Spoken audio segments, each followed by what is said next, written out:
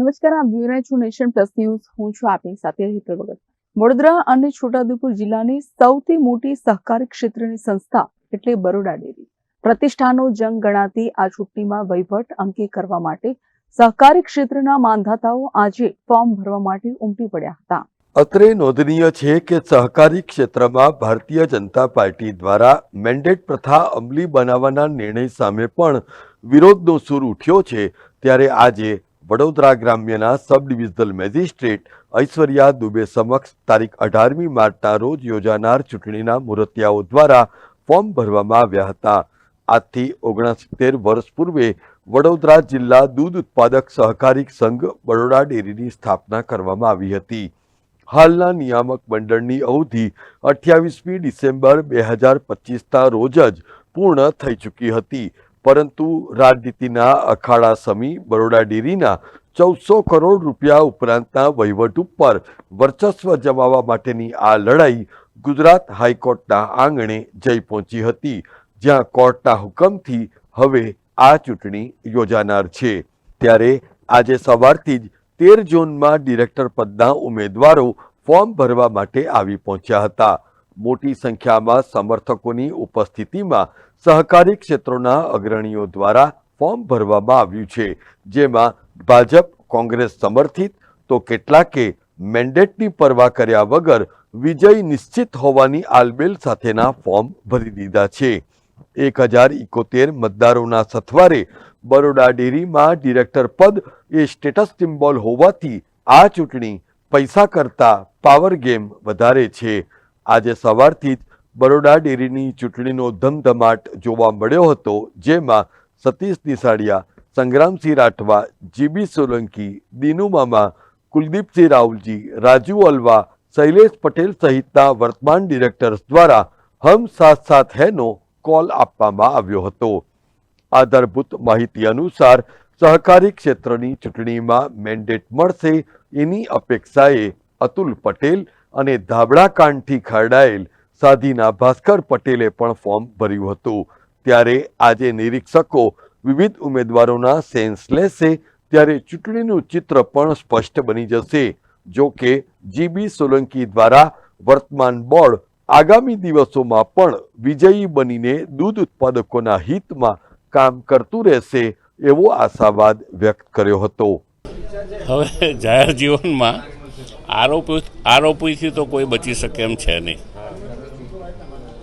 આરોપો તો લાગવાના જ. હવે જાહેર જીવનમાં આરોપ ન લાગે તો બહુ નવાઈની વાત છે, પણ આરોપ લાગવા એ જાહેર જીવનમાં હવે સ્વાભાવિક થઈ ગયું છે. નહીં ને એમાં લોકશાહીમાં ચૂંટણીમાં ઉમેદવારી કરવી એ સૌ મતદારોનો અધિકાર છે, અને એમાં કોઈ પણ ઉમેદવારી કરી શકે છે. એમાં એવું વિચારવાનું ન હોય કે કેટલા ઉમેદવારો હશે, કોણ સામે હશે. ચૂંટણીમાં જે કોઈ ઝંપલાવે એ હંમેશા જીતવા માટે જ ઝંપલાવતો હોય છે. છેલ્લા કેટલાય સમયથી સહકારી ક્ષેત્રની ચૂંટણીમાં મેન્ડેટ પ્રથાને પરિણામે બળવાખોરીને ઉત્તેજન તો મળે જ છે, પરંતુ યોગ્ય વ્યક્તિની તક પણ ચૂકાઈ જાય છે. ત્યારે આ વખતે પણ ભાજપ વર્સિસ ભાજપ જેવી સ્થિતિ સર્જાય તો નવાઈ નહીં. વહીવટ કરીએ છીએ અને ખેડૂતોને પૂરતા ભાવ મળે એવું આયોજન દર વર્ષે થતું હોય છે, અને ચોખ્ખો વહીવટ હોય ત્યારે મતદારો પણ દર વખતે અમને ચૂંટીને મોકલતા હોય ત્યારે આ વખતે પણ અમારી આ પેનલ જીતશે. સતીશભાઈ, મેન્ડેટનો અનાદર થતો આવ્યો છે, અગાઉ પણ થયો છે, આ વખતે શું પરિસ્થિતિ? ક્યારેય મેન્ડેટનો અનાદર થતો હોતો નથી. ગઈ વખતે પણ પાર્ટીએ બધાને મેન્ડેટ આપ્યા હતા અને એ લોકો જ જીત્યા હતા. આ વખતે પણ ભારતીય જનતા પાર્ટીમાંથી બધાને મેન્ડેટ મળશે, અને નહીં મળે એ લોકો નહીં લડે એવી મને પૂરી ખાતરી છે. જો કે રાજનીતિમાં આરોપ પ્રત્યારોપ લાગતા રહે છે, એનાથી વિચલિત થયા વગર બરોડા ડેરીનો પારદર્શી વહીવટ કરવો એ પ્રાથમિકતા રહેશે એવો વિશ્વાસ કુલદીપસિંહ રાહુલજીએ વ્યક્ત કર્યો હતો.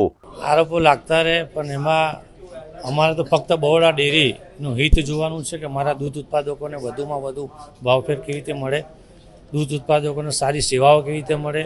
એ જ ઉદ્દેશથી કાયમ 2009થી આજે 2025 સુધી કાયમ મતદારોએ મારા પર પૂરેપૂરો ભરોસો મૂકી સતત 4 ટર્મથી જીતતો આવ્યો છું. ભરોસો અને વિશ્વાસ કેળવેલો છે.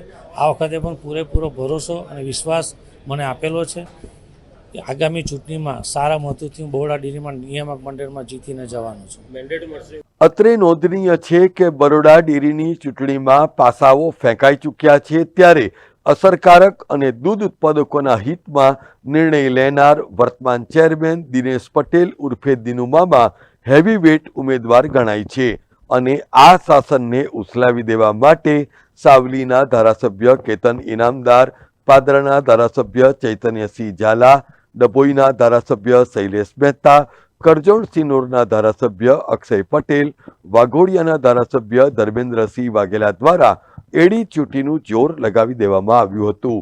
જો કે આ પ્રયાસોમાં નિષ્ફળતા સાંપડતા હવે આ ચૂંટણી વધુ રસપ્રદ બની ગઈ છે. સહકારી ક્ષેત્રની શતરંજમાં દિનુ મામા એવા ખેલાડી છે જેમની અડી ડગલાની ઘોડાની ચાલ વજીરનો વધ કરી નાખે છે. ત્યારે એવામાં આગામી દિવસોમાં આ ચૂંટણીના પરિણામો રાજનીતિનો નવો અધ્યાય લખશે એમાં કોઈ બેમત નહીં હોય. કેમેરામેન નવનીત પરમાર સાથે Chirag Patel, Nation Plus News, Vadodara.